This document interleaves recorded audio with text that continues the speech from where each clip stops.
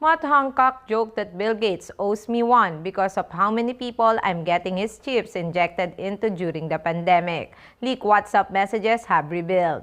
The then Health Secretary referred to unfounded claims that Gates had developed COVID-19 in lab and used the vaccine to implant microchip tracking devices into billions of people.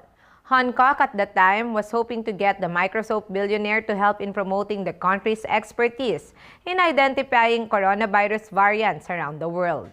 On January 25, 2021, Hancock's media advisor Damon Poole asked him via WhatsApp if he had spoken to the Director General of the World Health Organization, Tedros Adhanom Ghebreyesus, about the new variant assessment platform, NBAP, a service offering that UK's expertise in detecting new variants of the virus.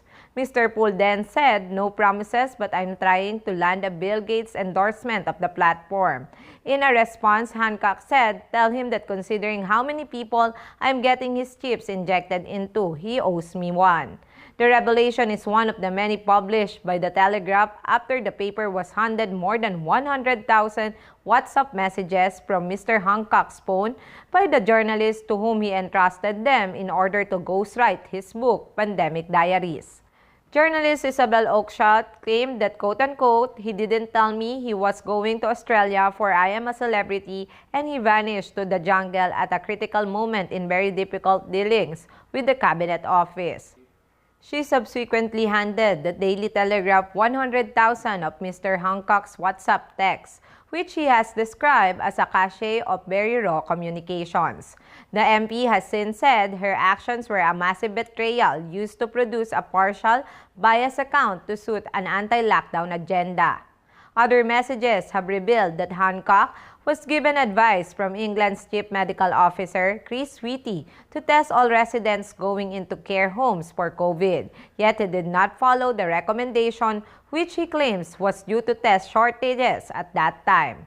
Text set out that Cabinet Secretary Simon Case joked with Mr. Hancock about locking up travelers arriving in UK in quarantine hotels, and Mr. Hancock told ministers to get heavy with police to enforce lockdown rules according to the messages.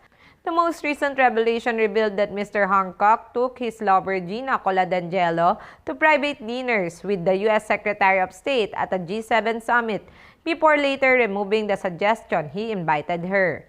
The Health Secretary, who was later forced to resign after his affair with Ms. Coladangelo emerged, brought his lover, who he had been seeing for a month, to 2 private dinners with his U.S. counterpart as his guest. I am Lovely Montoya, Manila STV.